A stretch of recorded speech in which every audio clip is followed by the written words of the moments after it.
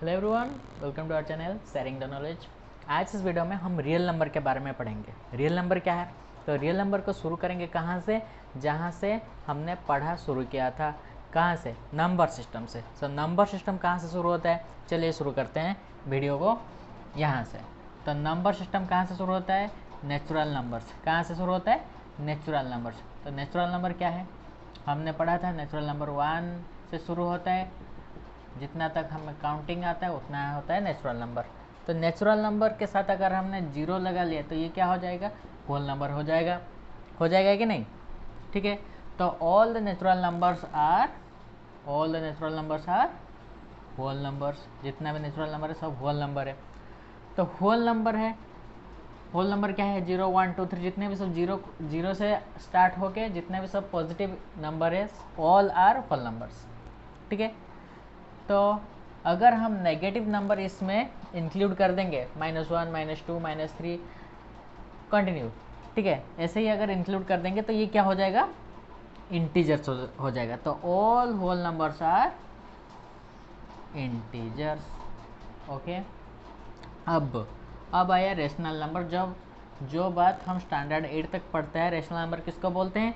जिसको हम p/q form में लिख सकते हैं, जहाँ पर p and q are integers. मतलब p एंड q कोई भी नंबर हो सकता है, बट q जीरो नहीं हो सकता है। q जीरो हो सकता है, कुछ भी नंबर होगा, ये दोनों इंटीजर होंगे, लेकिन q जीरो नहीं होगा, ये कंडीशन है। p जीरो हो सकता है। तो all the numbers integers, natural number, whole number, integer, all are rational numbers. समझ में आया? अब रेशनल नंबर क्या है? हमने जो स्टैंडर्ड 8 तक पढ़ा था, जिस कोई भी नंबर को अगर हम p/q फॉर्म में रिप्रेजेंट कर सकते हैं, एंड p/q क्या है? p and q are integers and q is not equal to 0, इसको बोलते हैं रेशनल नंबर। ठीक है। अब आया, ये सब हो गए रेशनल नंबर। अब इरेशनल नंबर क्या है? इरेशनल नंबर क्या है? अब रेशनल नंबर को जानने के बाद जो अब हम पढ़ेंगे रेशनल नंबर का जो अब का डेफिनेशन है स्टैंडर्ड 9 के बाद, मतलब 8 के बाद स्टैंडर्ड 9 में जो डेफिनेशन दिया उसको जानने के बाद इरेशनल नंबर क्या है उसको पता करेंगे, जान लेंगे। उसको जानने के बाद अब रियल नंबर क्या है हमें पता चल जाएगा। ठीक है। तो हम अब रेशनल नंबर क्या है उसको पढ़ेंगे।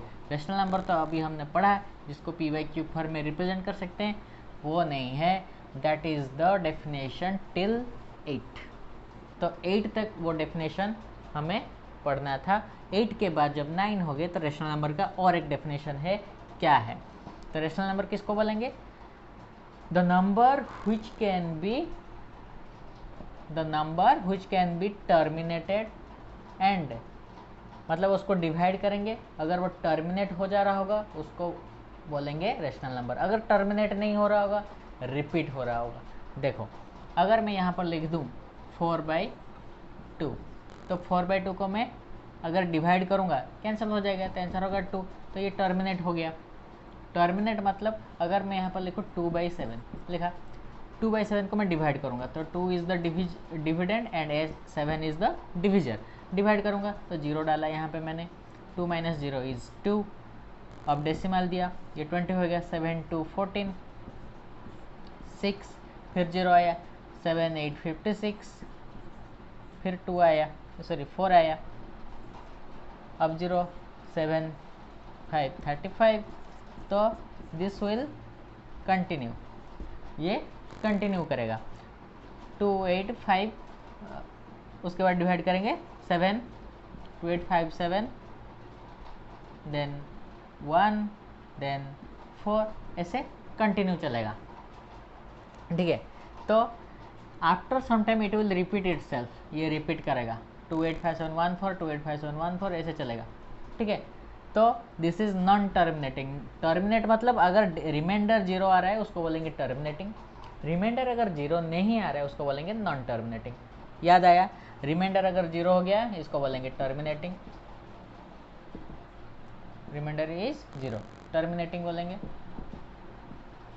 अगर रिमाइंडर इज नॉट 0, 0 नहीं आया, तो इसको बोलेंगे नॉन टर्मिनेटिंग। क्या बोलेंगे? Non terminating. समझ में आ रहा है? तो ये वाला टर्मिनेट नहीं हुआ, मतलब इसका रिमाइंडर 0 नहीं आया, बट इट इज़ रिपीटिंग, ये रिपीट करेगा, ठीक है। तो 4 के बाद फिर 2 आएगा, 8, फिर 5 7 1 4, फिर आएगा 2 8 5 7 1 4, तो ये इसको रिपीट करेगा। तो रेशनल नंबर क्या है? अगर वो टर्मिनेटिंग हो जा रहा है वो रेशनल नंबर है, अगर वो टर्मिनेट नहीं हो रहा है, नॉन टर्मिनेटिंग है, तो वो रिपीटिंग होना चाहिए, ठीक है। तो रेशनल नंबर किसका बोलेंगे? और any number which is terminating और नॉन टर्मिनेटिंग रिपीटिंग। सो रेशनल नंबर क्या है? Any number which is terminating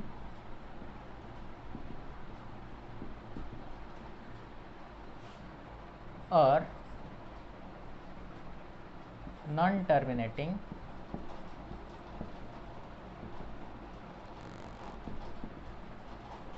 repeating, non-terminating repeating, okay.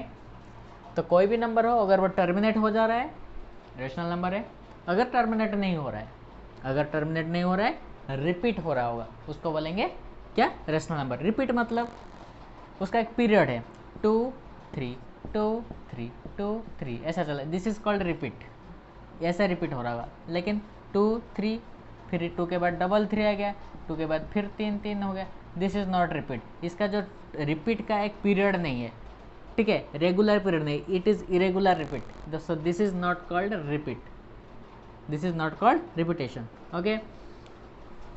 तो ऐसा रिपीट होना चाहिए, 1 के बाद 0 आया, फिर 1 के बाद 0 आना चाहिए, लेकिन 2 0 आ गया तो इसको हम रिपीट नहीं बोलेंगे, ठीक है। तो रिपीट क्या हो रहा है? 1 भी रिपीट हो रहा है, 0 भी रिपीट हो रहा है, लेकिन उनका जो पीरियड है वो इक्वल नहीं है, so it is not called a repetition, so it is not A rational number, this is an irrational number, ठीक है।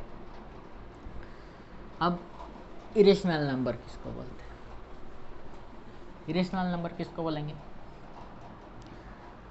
तो इसका उल्टा, अगर कोई नंबर टर्मिनेट नहीं हो रहा है, रिपीट भी नहीं हो रहा है, टर्मिनेट नहीं हो रहा है, रिपीट भी नहीं हो रहा है, उसको बोलेंगे क्या? Irrational number. क्या बोलेंगे? Irrational number. फॉर एग्जाम्पल √2, √3, √4 नहीं है क्योंकि इसका वैल्यू 2 है, तो it is not a irrational number, it is a rational number, ठीक है। So √5 now how to find out rational numbers between any two numbers. कोई भी दो नंबर के बीच में कुछ रेशनल नंबर कैसे निकालेंगे? सोचोगे 2 और 3 के बीच में मुझे 4 रेशनल नंबर निकालना है, 2 और 3 के बीच में मुझे 4 रेशनल नंबर निकालना है।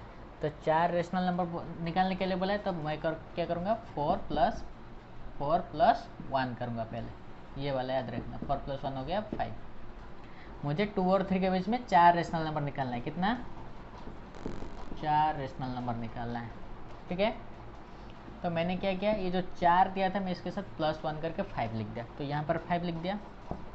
5 को 2 के साथ मल्टीप्लाई करके लिख दूँगा 10, 5 को 3 के साथ मल्टीप्लाई करके लिख दूँगा 15, नीचे 5 रहेगा, बट ऊपर जो नंबर दिया है उनको मल्टीप्लाई करके न्यूमरेटर में लिखना है। पहले 5 नीचे लिखा, 2 को मल्टीप्लाई करके न्यूमरेटर में लिखा, 5 को नीचे लिखा, 3 को मल्टीप्लाई करके न्यूमरेटर में लिख दिया। तो अब हो गया 10 और 15, 10/5 और 15/5 हो गया। और 10/5 से 15/5 तक इनके बीच में जितने भी नंबर है हम लिख सकते हैं, क्योंकि ये दो लाइक फ्रैक्शन है।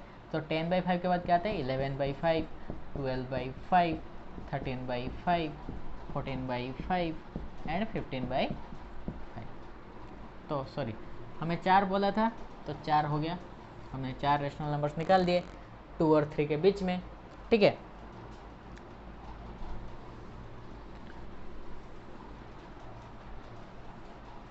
नेक्स्ट, अगर फ्रैक्शन दिया होगा, बोला होगा 1/2 और 3/4 के बीच में 2 रेशनल नंबर निकाल, 3 रेशनल नंबर निकालेंगे, ठीक है, 3 रेशनल नंबर निकालेंगे। तो यहाँ पर तो और हम 3 + 1 4 करके इसको मल्टीप्लाई नहीं करेंगे। अब क्या करेंगे? 1/2 और 3/4 के बीच में ये दोनों का एलसीएम निकाल देंगे, डिनोमिनेटर का एलसीएम निकालेंगे। पहले क्या करेंगे? एलसीएम निकालेंगे। एलसीएम निकाल के क्या करेंगे? एलसीएम हो गया 2 और 4 का एलसीएम होता है 4, तो 4 जो है दोनों का डिनोमिनेटर को हमें जो एलसीएम निकला है उसके साथ उसको कन्वर्ट करना है, मतलब 1/2 का डिनोमिनेटर को 4 करेंगे। सो 1/2 कैसे 4 होगा, इंटू 2 कर देंगे तो नीचे 2 क्या, मतलब ऊपर भी 2 मल्टीप्लाई करेंगे तो ये 3/4 तो ऑलरेडी है, तो ये हो गया 2/4 हो गया। ठीक है, ये हो गया 3/4। सो 2/4 और 3/4 के बीच में कितना रेशनल नंबर है, नहीं है, तो हम क्या करेंगे अभी, तो ये दोनों के बीच में गैप तो डिफरेंस है 1, तो हमें 3 रेशनल नंबर निकालना है, तो यहाँ पर 10 मल्टीप्लाई कर देंगे, कुछ भी मल्टीप्लाई कर सकते हो लेकिन हम 10 करते हैं। ठीक है, तुम 5 भी मल्टीप्लाई कर सकते हो, 2 भी मल्टीप्लाई कर सकते हो। सो मैंने यहाँ पे 10 मल्टीप्लाई किया है, तो 10 मल्टीप्लाई करने से क्या होगा, 20/40 आ गया है, ये हो गया 30/40। ठीक है, सो 20/40 एंड 30/40 के बीच में तुम कुछ भी नंबर लिख सकते हो, 21/40, 22/40, 23/40। ठीक है, ऐसे 30 तक लिख सकते हो। ठीक है,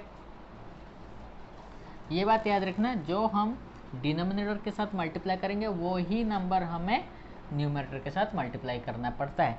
ठीक है, सो दैट क्या होगा, बैलेंस हो जाएगा। सो ये गया हमारा representation of rational number on number line. अब हम इरेशनल नंबर के बारे में थोड़ा पढ़ेंगे। तो इरेशनल नंबर क्या है, हमने अभी पढ़ा, the numbers which can not be represented in the form of terminating decimals. अगर हम उसको टर्मिनेट नहीं कर सकते, डेसिमल में कन्वर्ट नहीं कर सकते, उसको बोलेंगे क्या, इरेशनल नंबर्स। तो इरेशनल नंबर्स तो मैंने एग्जांपल दिया क्या, √2, √3, दीज आर इरेशनल नंबर्स। तो इसको कैसे नंबर लाइन में रिप्रेजेंट करेंगे, देखो ये हो गया हमारा नंबर लाइन, ये हो गया हमारा नंबर लाइन।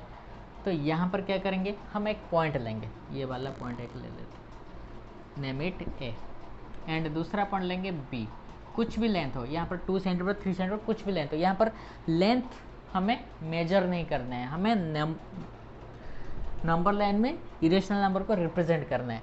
तो यहाँ पर लेंथ कुछ भी हो, ये फ़र्क नहीं पड़ता है, फ़र्क क्या पड़ता है, ये हमें लेना है 1 unit, take A B as 1 unit. So 1 unit क्या होता है, 1 सेंटीमीटर भी हो सकता है, 1 मीटर भी हो सकता है, 1 फीट भी हो सकता है, कुछ भी हो सकता है। ठीक है, सो 1 यूनिट लेंथ लेना है। तो यहाँ पर लेंथ का मेजरमेंट क्या होता है, हमें लेना होता है 1 यूनिट।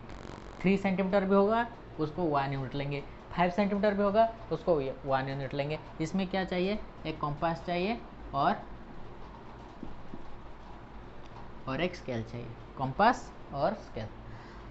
1 यूनिट ले लिया। अच्छा, अब इस पॉइंट में क्या करेंगे, 90 डिग्री बनाएंगे, क्या बनाएंगे, 90 डिग्री बनाएंगे। तो 90 डिग्री बना दिया, सॉरी स्ट्रेट नहीं हो रहा है। तो 90 डिग्री बनाने के बाद क्या करेंगे, ये जो लेंथ है इसी लेंथ को यहाँ पर डाल देंगे, समझ में आया, ये जो सेम लेंथ को यहाँ पे डाल देंगे। कैसे डालेंगे, कंपास से यहाँ से यहाँ तक मेजर करो, करने के बाद यहाँ पे कंपास को सेंटर करके पेंसिल से यहाँ पर एक मार्क कर दो, आर्क, एक स्मॉल आर्क यहाँ पर खींच दो। ठीक है, खींचने के बाद ये और ये पॉइंट को कनेक्ट करना है, ये और ये पॉइंट को कनेक्ट कर दिया। करने के बाद क्या करेंगे, ये हमें जो लाइन मिला है इसका वैल्यू होता है √2, यहाँ पर होता है क्या, ये जो लाइन का होता है वैल्यू √2। ठीक है, अब इस लाइन को रेडियस करके, इस लाइन को रेडियस लेके हम खींच देंगे एक सर्कल, एक आर्क बनाएंगे, बड़ा सा आर्क बनाएंगे, जहाँ पे मीट करेगा that is the point √2, this point is called √2। समझ में आया। फर्स्ट थिंग, हमें एक पॉइंट लेना है ए से राइट साइड को एक पॉइंट लेना है बी, तो उसका लेंथ कितना होगा, कुछ भी लेंथ ले लो, इतना 1 हैंड का लेंथ ले लो, इतना लाइन ले लो, 3 सेंटीमीटर ले लो, 5 सेंटीमीटर ले लो, कुछ फर्क नहीं पड़ता, सिर्फ तुम्हें लेना है 1 यूनिट। ठीक है, नेक्स्ट 1 यूनिट लेने के बाद इस पॉइंट पे हमें 90 डिग्री बनाना है। ठीक है, 90 डिग्री बना के हमने क्या किया, ये जो सेम ए और बी का लेंथ जितना है हमने यहाँ पर उतना ही लेंथ बना दिया, मार्क किया। अब ये पॉइंट को इस पॉइंट के साथ जॉइंट किया। जॉइंट करने के बाद हमें एक इसको रेडियस लेके एक क्या बनाना है, आर्क बनाना है।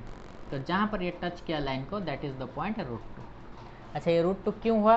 बिकॉज क्यों हुआ √2? देखो ये 1 यूनिट है, ये भी 1 यूनिट है।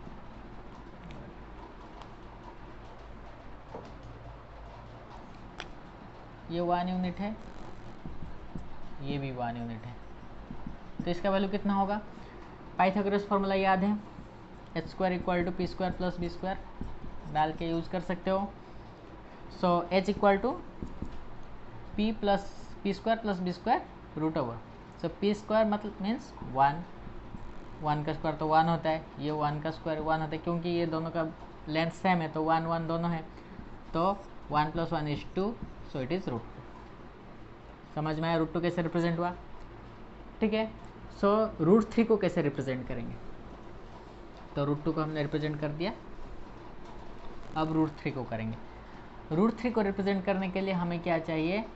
यहाँ पर क्या करेंगे? 90 डिग्री बनाएंगे, इस लाइन पे 90 डिग्री बनाएंगे। ठीक है, 90 डिग्री बना दिया। तो ये है √2, ये अब क्या हो गया? बेस हो गया। अब हमें ये परपेंडिकुलर है, परपेंडिकुलर का लेंथ कितना है? देखो √2 का स्क्वायर कितना हुआ? यहाँ पर भी वही पाइथागोरस फॉर्मूला डालेंगे, h = p² + b² का √over। सो p² हमारा कितना हो गया? सॉरी, b² कितना है? √2 का स्क्वायर कितना होता है? 2 प्लस 1 करने से हो जाएगा √3। तो 1 मतलब ये वाला 1 यूनिट, तो ये वाला 1 यूनिट, तो ये जितना है ये भी उतना है। तो इसको मेजर करके यहाँ पे डाल देंगे, तो इसको यहाँ पर कनेक्ट कर देंगे। ये हो गया हमारा √3। समझ में आ रहा है? अब इसको रेडियस लेके यहाँ पर खींच दो, ये हो गया हमारा √3। समझ में आ रहा है कैसे हो रहा है? 1 यूनिट 1 यूनिट, ये √2, ये हो गया √3। ये भी 1 यूनिट है, ये दोनों के दोनों, तीनों के तीनों 1 यूनिट है। √4 भी चाहो तो √4 तो 2 होता है, √4 का वैल्यू 2 होता है। तो चाहो तो यहाँ पर भी 90 डिग्री बनाओगे, फिर क्या करोगे? इसके साथ 1 यूनिट यहाँ पे मार्क करोगे, 90 डिग्री बना के इसको फिर यहाँ पे टच करोगे और इसको घुमाओगे, तो ये हो जाएगा हमारा 2। बहुत ही ईजी है। √5 बनाना चाहते हो, फिर से यहाँ पे क्या करोगे? 90 डिग्री बनाओगे, बनाने के बाद 1 यूनिट यहाँ पे मार्क करोगे, मार्क करके यहाँ पे कनेक्ट करोगे, फिर सर्कल घुमाओगे, ये हो गया हमारा √5। बहुत ही ईजी है करना, रिप्रेजेंट करना है नंबर लाइन में। सो आज के लिए इतना ही, नंबर लाइन में रिप्रेजेंट करना सीख गए। नेक्स्ट वीडियो में हम रियल नंबर के बारे में ज़्यादा पढ़ेंगे। ठीक है, thank you for watching, have a nice day.